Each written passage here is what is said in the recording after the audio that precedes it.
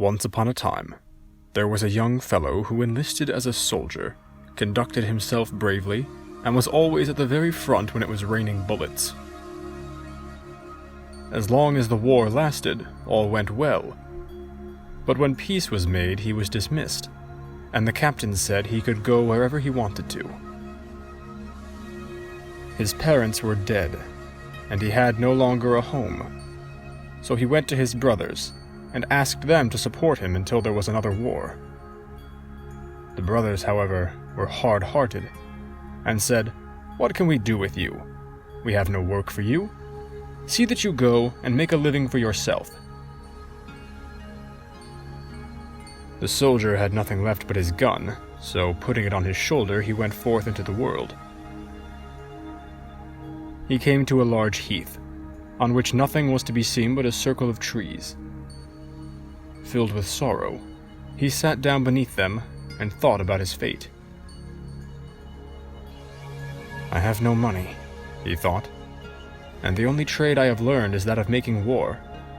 And now that they have made peace, they can no longer use me, so I see that I shall starve." Suddenly he heard a rustling sound, and when he looked around, a strange man was standing before him. He wore a green jacket, and looked quite stately, but he had a hideous horse's foot. "I know what you are in need of," said the man. "You shall have money and property, as much as you with all your might can squander away. But first I must know if you are fearless, so that I won't be giving away my money for nothing." "A soldier and fear, how can those go together?" he answered. "You can put me to the test." "Very well," answered the man. "Look behind you." The soldier turned around and saw a large, growling bear running towards him. "Aha!" shouted the soldier. "I'll tickle your nose until you lose your desire for growling." Then taking aim at the bear, he shot it in the snout, and it fell down motionless.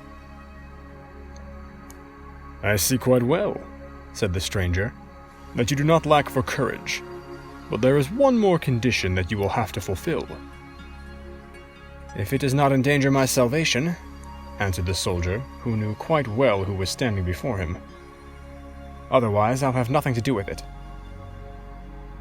"You'll see about that for yourself," answered Green Jacket. "For the next 7 years you are neither to wash yourself, nor comb your beard and hair, nor cut your nails, nor say the Lord's Prayer. I will give you a jacket and a cloak, which you must wear during this time. If you die during these 7 years, you are mine. If you stay alive, you are free, and rich as well for all the rest of your life."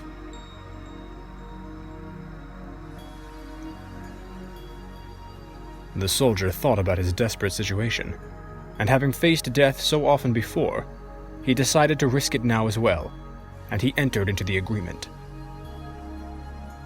The devil took off his green jacket and gave it to the soldier, saying, "Whenever you wear this jacket and reach into its pocket, you will find a handful of money."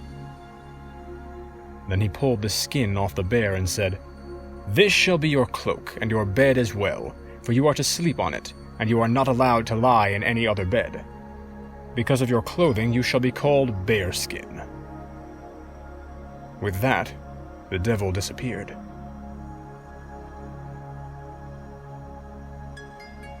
The soldier put on the jacket, immediately reached into the pocket, and found that the promise was really true. Then he put on the bearskin, and went forth into the world. He did whatever he pleased, refraining from nothing that did him good and his money harm.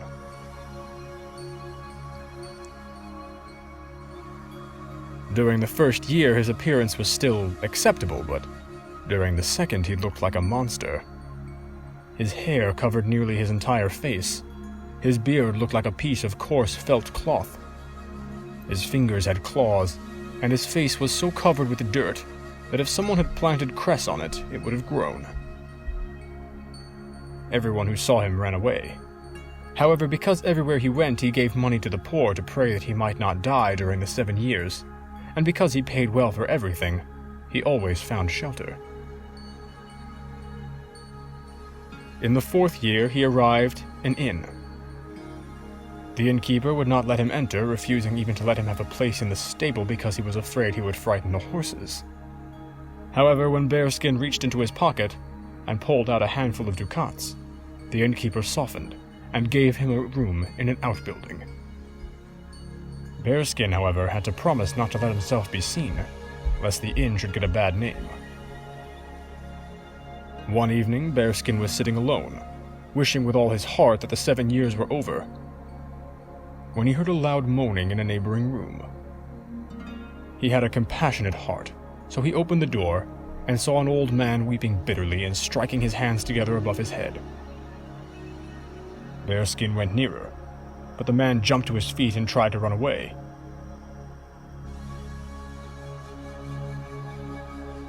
At last, hearing a human voice, the man let Bearskin talk to him, and with friendly words, Bearskin succeeded in getting the old man to reveal the cause of his grief.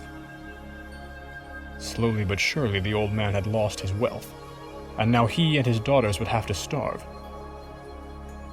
He was so poor that he could not pay the innkeeper, and was to be sent to prison. "If that is your only problem," said Bearskin, "I have money enough." He called for the innkeeper and paid him, and then put a bag full of gold into the poor man's pocket. When the old man saw that he was freed from all his troubles, he did not know how to show his gratitude. "Come with me," he said to Bearskin. "My daughters are all miracles of beauty. Choose one of them for your wife.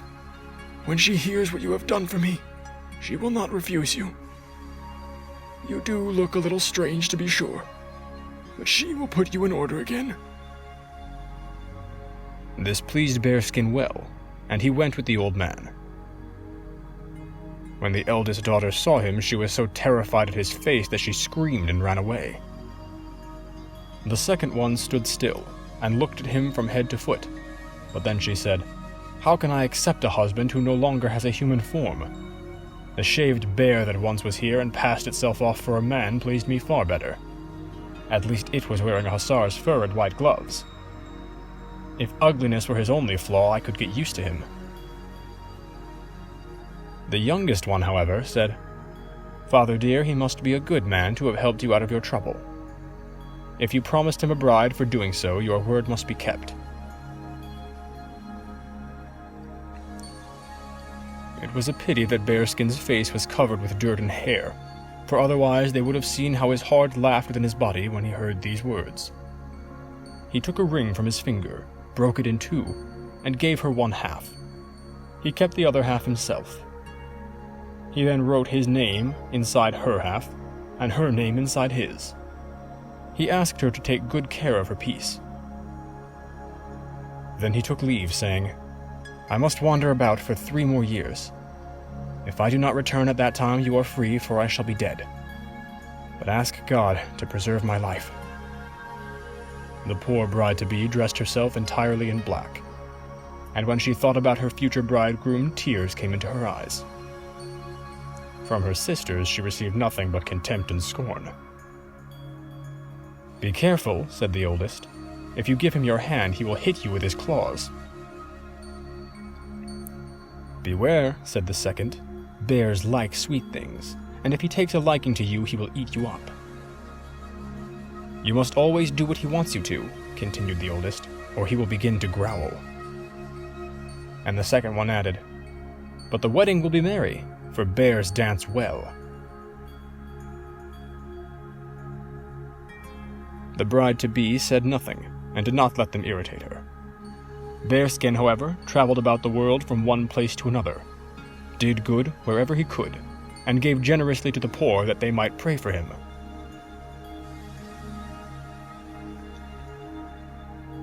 Finally, at dawn on the last day of the 7 years, he went once more out to the heath and seated himself beneath the circle of trees. Before long, the wind began to howl, and the devil stood before him, looking at him angrily. He threw Bearskin's old jacket to him, and demanded the return of his own green one. "We haven't gotten that far yet," answered Bearskin. "First of all, you have to clean me up."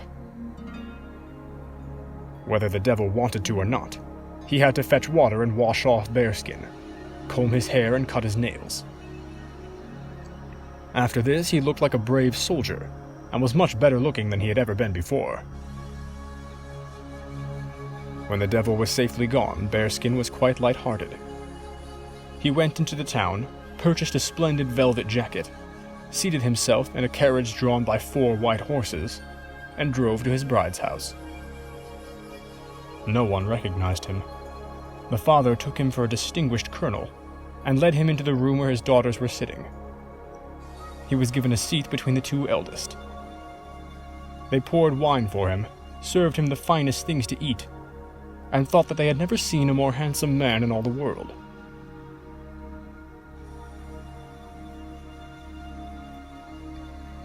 The bride-to-be, however, sat across from him in her black dress without raising her eyes or speaking a word. Finally, he asked the father if he would give him one of his daughters for a wife, whereupon the 2 eldest ones jumped up and ran to their bedrooms to put on splendid dresses, for each of them thought that she was the chosen one. As soon as he was alone with his bride-to-be, the stranger brought out his half of the ring and dropped it into a glass of wine which he handed across the table to her. She took the wine, but when she had drunk it and found the half-ring lying at the bottom, her heart began to beat. She took the other half, which she wore on a ribbon around her neck, put them together, and saw that the 2 pieces matched perfectly. Then he said, "I am your betrothed bridegroom, whom you saw as Bearskin. Through God's grace I have regained my human form, and have become clean again." He went to her, embraced her, and gave her a kiss. In the meantime, the 2 sisters came back in full dress. When they saw that the youngest sister had received the handsome man, and heard that he was Bearskin, they ran out, filled with anger and rage. One of them drowned herself in the well. The other hung herself on a tree. That evening, someone knocked at the door, and when the bridegroom opened it, it was the devil in his green jacket, who said, "You see, I now have 2 souls for the one of yours."